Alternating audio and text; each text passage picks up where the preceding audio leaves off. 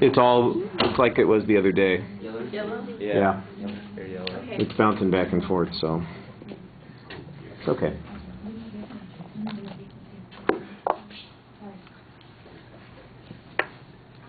Oh, is it on? Yeah. Oh. Alright, when I was a little kid, I would spend a lot of time at my grandparents' house, and we would watch movies with my cousins, and there was this one movie that we watched a few times, actually, and it scared the crap out of me, and I would have nightmares for days and days on end after we watched this movie, and it was a Goosebumps movie called Night of the Living Dummy. Maybe you've heard of it. It's where this ventriloquist dummy comes alive and, like, does a lot of things to the kids. After I watched this movie, I couldn't look at dummies. I still can't look at ventriloquist dummies without tensing up and getting scared and wanting to pee my pants, because they just are terrifying to me. And I realized that I have this fear of ventriloquist dummies, so I went and looked it up on a phobias list and found out that I have automatonophobia, which is the fear of ventriloquist dummies. When I looked up these phobias, I decided to find out what a phobia is and, like, everything about it that I could figure out. So today I'm going to talk about what a phobia is, 3 types of phobias, the symptoms that come with phobias, and a treatment to phobias. First, I would like to talk about what a phobia is. A phobia is basically a fear of something, and a fear is a form of anxiety that is triggered by something in your surroundings. But a phobia is an exaggerated or unrealistic idea of the harmfulness of the situation. People with phobias realize that they have the phobia, but they don't understand why they have it or how to get rid of it. They just have it. There are certain theories of how people get phobias that are somewhat true. People feel like they get phobias because they run in families, like they have other family members that have the phobia or a different kind of phobia. They also feel that people get phobias from, they run in a family and they feel like they get them from life experiences or life events that happen that trigger this phobia. They also feel that they get phobias from how they are raised by their family.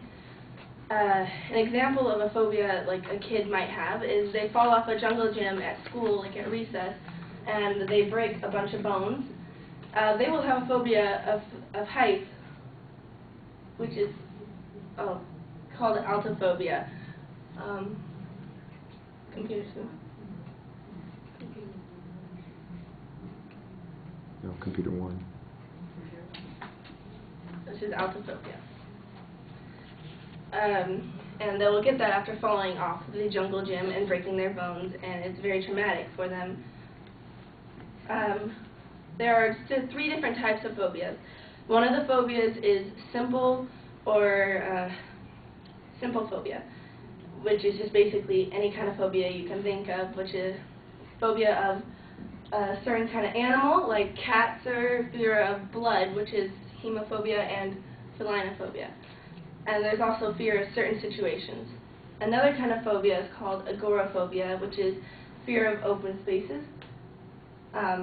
People who have this phobia, people who have this phobia tend to lock themselves in their rooms for a long time, and they don't let anybody in, and they drink alcohol and do drugs just to hide their fear.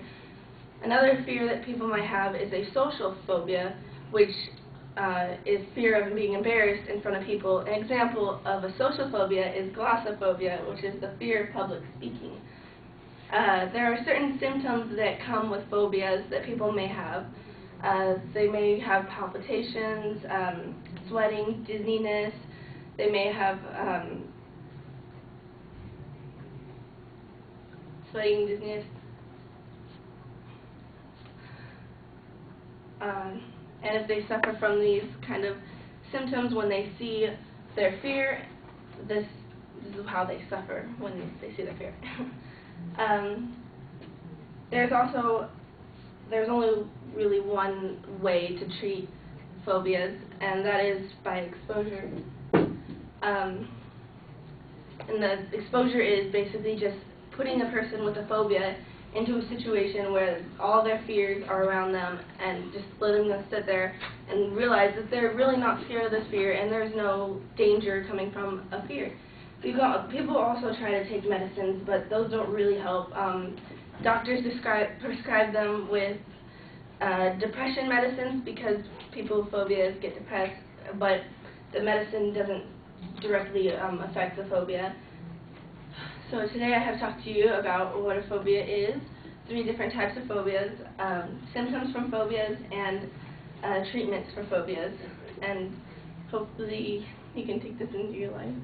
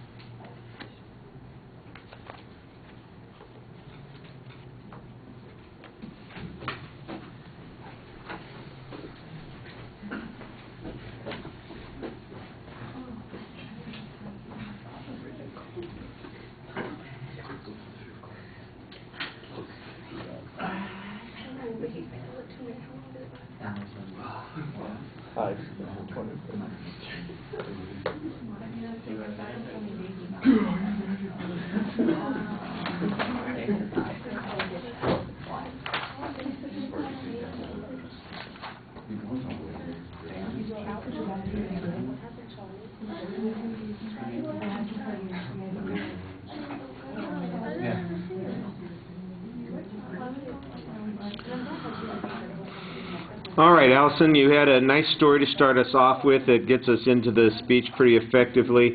Your thesis and your preview are good, although they're very mechanical still, and you need to be a little more natural as you're going through that. The content, I thought, was pretty well developed. It's simple for what you're presenting, and you have okay explanations on it. Usually you've got some visual or some detailed information to go along with one of the points, so that works pretty well. On the presentation factors, at first I thought, well, she's pretty confident. She's standing there. She's got an erect posture. She's facing us. She seems in control. But the longer you stood in that same position, the more it seemed a little bit less like this is a confident position and a little bit more like if I don't move, maybe they won't see me position. So I think you maybe need to loosen up just a little bit on that. Your gestures were fine. You had good indicators. You seemed involved. Your facial expression, eye contact are excellent. The volume in your voice is good at the beginning especially, and I think there's a lot of variety in your voice. The one place that there's a little bit of awkwardness in the paralinguistics are those awkward pauses when you're forgetting information, and it really felt at that point like you were trying to repeat the speech as you memorized it instead of just talking about ideas. And memorizing things is not necessarily the best way to give the presentation. You needed a little bit of a prompt to get to the next point, and if you are speaking from an outline rather than a script, I think you'll find that it's a little bit easier to get back in the flow when you blank out for a second. All right, thank you.